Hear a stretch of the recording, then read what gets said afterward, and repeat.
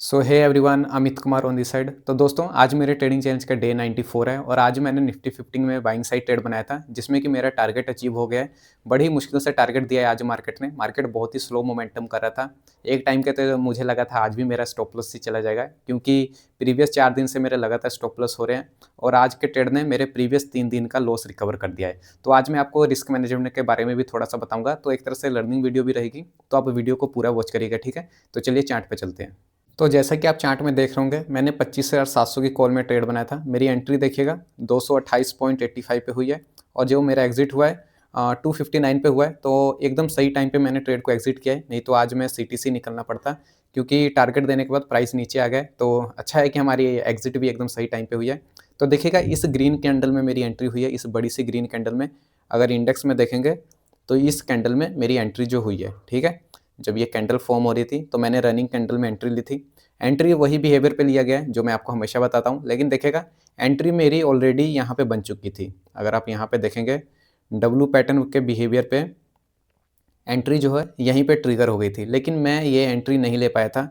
इसका एक ही रीज़न था, प्रीमियम के कारण मैं ये एंट्री नहीं ले पाया था। तो यहाँ पे मैं आपको शो करता हूँ। देखिएगा इंडेक्स में बहुत ही अच्छा डब्लू पैटर्न बना है, लेकिन प्रीमियम में देखिएगा, इसको मैं ऊपर करता हूँ तो प्रीमियम में वैसा कोई डब्लू पैटर्न नहीं बना है। यहाँ पे देखिएगा कोई भी डब्लू टाइप का बिहेवियर नहीं बना है। और साथ ही जरा इस कैंडल को देखिएगा, ये जो कैंडल बनी है इसको मैं मार्क करता हूँ। ये देखिएगा, ये वाली कैंडल 10-5 की कैंडल। इंडेक्स में देखेंगे तो इस कैंडल ने इसके हाई पे क्लोजिंग की है, ये जो 940 की कैंडल है इसके हाई पे। लेकिन प्रीमियम में देखेंगे तो प्रीमियम में हाई इसका यहाँ पे और इंडेक्स प्रीमियम में ये कैंडल यहाँ पे क्लोज करी है, मतलब प्रीमियम में मोमेंटम नहीं था। तो इसलिए मैंने यहाँ पे वेट किया। मुझे लगा शायद ट्रैपिंग भी हो सकती है, क्योंकि ओवरव्यू जो है वो सेलिंग साइड का भी बन रहा था, तो मैंने यहाँ पे वेट करने का सोचा। लेकिन उसके बाद देखिएगा नेक्स्ट कैंडल इंडेक्स में तो छोटी बनी है, लेकिन प्रीमियम में अच्छी खासी बनी है। मतलब प्रीमियम का बिहेवियर थोड़ा डिफरेंट था। यहाँ इंडेक्स में देखेंगे तो ये हाई पे क्लोज कर रहा है, प्रीमियम थोड़ा वीक था, तो मैंने थोड़ा वेट करने की कोशिश की। और जब मैंने वेट किया तो ये डायरेक्ट ही बड़ी बड़ी कैंडल बना के मार्केट ऊपर चला गया। तो मैं एंट्री यहाँ पे भी ले सकता था, ये जो यहाँ पे है देखिएगा, ये देखिएगा इस जगह पे। लेकिन मुझे एसएल जो है यहाँ पे अच्छा नहीं मिल रहा था। मुझे एसएल जो था ना, इस कैंडल का एसएल चाहिए था। ये जो कैंडल है इसका लो मुझे एसएल चाहिए था, क्योंकि ये सबसे अच्छा और सेफ एसएल था। तो मैंने सोचा कि कोई बात नहीं, प्राइस बाइंग साइड जा रहा है, कहीं पे रुकेगा तो उसके बाद मैं ट्रेड ले लूँगा, ठीक है। इसलिए मैंने यहाँ पे इस ट्रेड को छोड़ दिया, नहीं तो एंट्री में यहाँ पे भी लेके मॉर्निंग में ही मेरा ट्रेड डन हो जाता। तो चलिए कोई बात नहीं, इस ट्रेड को मैंने छोड़ दिया था। अगर यहाँ पे भी अच्छा सा डब्लू पैटर्न या कुछ कन्फर्मेशन आता तो मैं यहीं पे ट्रेड लेता। प्रीमियम में वैसा कन्फर्मेशन नहीं आया तो मैंने ट्रेड को छोड़ दिया। तो देखिएगा छोड़ने के बाद मैंने फोमो में कहीं पे भी यहाँ बीच में एंट्री नहीं बनाई, मैंने प्रॉपर वेट किया अपने बिहेवियर का, ठीक है। तो यहाँ पे मेरा प्रॉपर बिहेवियर बना है। इस डब्लू पैटर्न को साइड करता हूँ। तो देखिएगा मैं आपको एंट्री मेथड समझा रहा हूँ। सबसे पहले ये बाइंग स्विंग, ठीक है, ये सेलिंग, फिर ये बाइंग, फिर ये सेलिंग, फिर ये ब्रेकआउट, ठीक है। जैसा मैंने आपको हमेशा बताया, ये देखिएगा यहाँ पे एक एम पैटर्न बन रहा था, तो एम पैटर्न पे ट्रैपिंग भी हुई है। ये देखिएगा, ये वही बिहेवियर है जो मैं हमेशा दोस्तों, सेम टू सेम नहीं बनेगा, ये वही बिहेवियर है ये वाला जो मैं हमेशा आपको बताता हूँ। एक तो ये होता है और एक ये वाला होता है जो बाइंग सेलिंग बाइंग, ये ट्रैपिंग करके नीचे फिर ये ब्रेकआउट। तो ये वाला बिहेवियर आज बना है, ये वाला, ठीक है। तो आई होप आप समझ गए होंगे। मैंने वेट किया प्रॉपर अपने सेटअप का। इसी सेटअप पे मैं प्रीवियस 3 दिन से लॉस ले रहा हूँ, आज इसने प्रॉफिट दे दिया है। तो यही है रिस्क सेटअप का कमाल, कि मार्केट में मेरा लॉस ज़्यादा होता है, लेकिन जब टारगेट मिलता है तो मैं 1:3 लेता हूँ। तो यही सेटअप सेम बना है, तो इसके बेस पे मैंने यहाँ पे एंट्री बनाई थी, ठीक है। आई होप आप समझ गए होंगे। और ये बड़ी कैंडल बन रही थी तो इसका भी कंफर्मेशन था कि यहाँ से बायर स्ट्रॉन्ग हो रहे हैं। जैसे ही प्रीमियम में रनिंग कैंडल ने स्ट्रॉन्ग क्लोजिंग दी, इसके पास ब्रेक करने लगा, तो मैंने तुरंत एंट्री बना ली थी, ठीक है। और इसी वक्त मैंने ओवरव्यू भी शेयर कर दिया था। तो यहाँ टेलीग्राम में देखेंगे तो मैंने बुलिश ओवरव्यू जो है यहाँ पे शेयर कर दिया था। मैंने थोड़ी देर बाद शेयर किया था, क्योंकि मुझे कंफर्मेशन चाहिए था, इसलिए मैंने इस वक्त शेयर किया था। तो ये बाय सेल रिकमेंडेशन के लिए नहीं है दोस्तों, ये सिर्फ ओवरव्यू लर्निंग के लिए मैं शेयर करता हूँ। तो ज्वाइन करना चाहते हैं तो कर सकते हैं, ठीक है। तो टेलीग्राम का भी हो गया हमारा। तो इस तरह से मैंने इस ट्रेड को मैनेज किया था, ठीक है। एंट्री अच्छी थी और एग्जिट भी हमारा सही टाइम पे हो गया, नहीं तो आज सीटीसी निकलना पड़ता, ठीक है। तो आई होप आप समझ गए होंगे। देखिए दोस्तों, अगर ट्रेड छूट जाए तो ज़बरदस्ती नहीं करनी चाहिए, आपको वेट करना चाहिए, जैसे मैंने यहाँ पे वेट किया और वेट करने के बाद मैंने ट्रेड लिया है, ठीक है। तो चलिए पोजीशन देख लेते हैं। तो पोजीशन में देखेंगे तो एक ही ट्रेड है, 225 क्वांटिटी में ट्रेड था, तो 6,900 रुपये का प्रॉफिट हुआ है। तो चार्जेस को भी ऐड करेंगे, कटिंग करेंगे तो 6,700 के आसपास का होना चाहिए। तो डायरी में देखेंगे तो जैसा कि यहाँ पे डायरी में देख रहे होंगे मेरे प्रीवियस 3 और ये 4 दिन से लॉस ही था। देखिएगा यहाँ पे 2000, 2, 4, 5, 6,000 का लॉस हुआ है प्रीवियस 3 दिन में। वो सारा लॉस मैंने आज एक ही ट्रेड में रिकवर कर लिया। तो इसलिए मुझे एक्यूरेसी की उतनी टेंशन नहीं होती है दोस्तों, क्योंकि मेरा रिस्क मैनेजमेंट बहुत ही अच्छा है। अगर मैं 3 बार भी लॉस करता हूँ तो एक ही बार में मेरा लॉस रिकवर हो जाता है। तो 3 दिन का लॉस मैंने एक ही बार में रिकवर कर दिया है। तो चलिए एक्सेल शीट पे चलते हैं। तो आज डे 94 है, यहाँ पे 94 लिख देता हूँ मैं। और आज हमारा टारगेट हुआ है, एक ही ट्रेड लिया है तो 6,800 तक का होना चाहिए। ठीक है, तो देखिएगा अगेन हमारा कैपिटल 33,000 हो गया है, मतलब प्रॉफिट, और कैपिटल 83 पे आ गया है।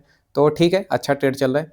देखिए दोस्तों, लॉस से डरना नहीं है, ठीक है ना। लॉस हो तो लॉस दे देना है। मैंने यहाँ पे कोई ओवर ट्रेडिंग नहीं की थी और एक दिन 2 ट्रेड लिया था, लेकिन लॉस मेरा 3,000 के अंडर ही था। तो सबसे अच्छी बात है, रिस्क मैनेजमेंट को फॉलो किया गया है और जो लॉस है वो फिक्स लिया गया है, और एक ट्रेड ने मेरे 3 दिन का लॉस रिकवर कर दिया है। तो कल भी लॉस होता है तो कोई फ़र्क नहीं पड़ता मुझे, लॉस हो भी जाएगा तो कोई टेंशन की बात नहीं है, क्योंकि प्रॉफिट में हम अच्छे खासे हैं। तो चलिए चार्ट पे चलते हैं।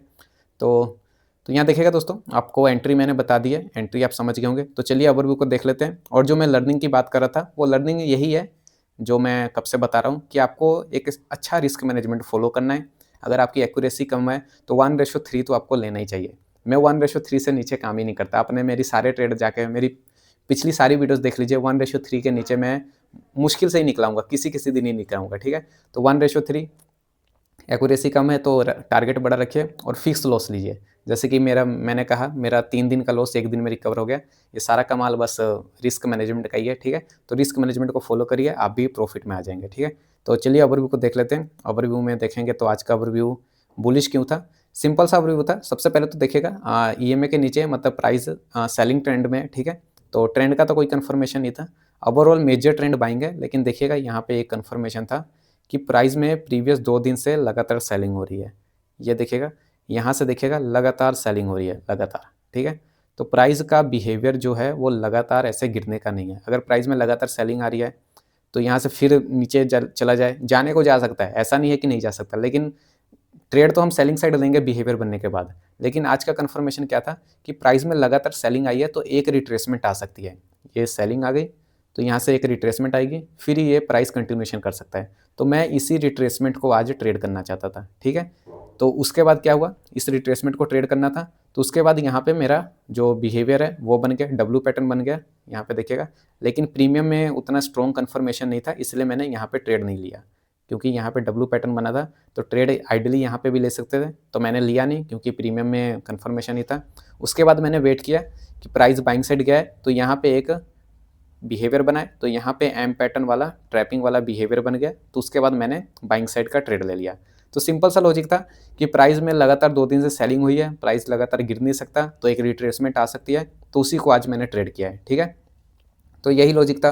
क्लोजिंग का कोई उतना कंफर्मेशन नहीं था, बस मॉर्निंग के बिहेवियर को देख के ट्रेड ले लिया गया है। और यहाँ पे देखेंगे चार्ट में, तो जो ये बाइंग आई थी, ये बाइंग भी बहुत अच्छी थी। ये जो बाइंग आई है ये स्ट्रॉन्ग बाइंग थी।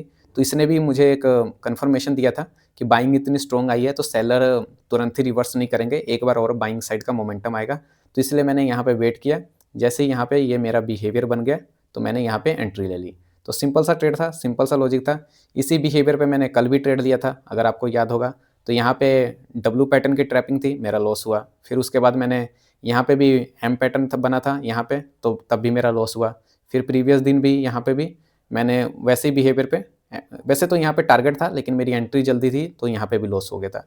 तो सिंपल सा एक ही बिहेवियर में फॉलो करता हूँ, इसलिए मेरे ट्रेड कभी कभी लगातार भी बन जाते हैं और कभी कभी बनते ही नहीं है। ठीक है, तो प्रीवियस 4 दिन से लगातार ट्रेड बन रहे हैं। मैं लेने को तो मैं ना लूँ, लेकिन बिहेवियर बन रहा है तो लेना पड़ेगा। ठीक है, तो मिलते हैं नेक्स्ट वीडियो में। जाते जाते वीडियो को लाइक, चैनल को सब्सक्राइब और कमेंट जरूर करिएगा। Thank you so much.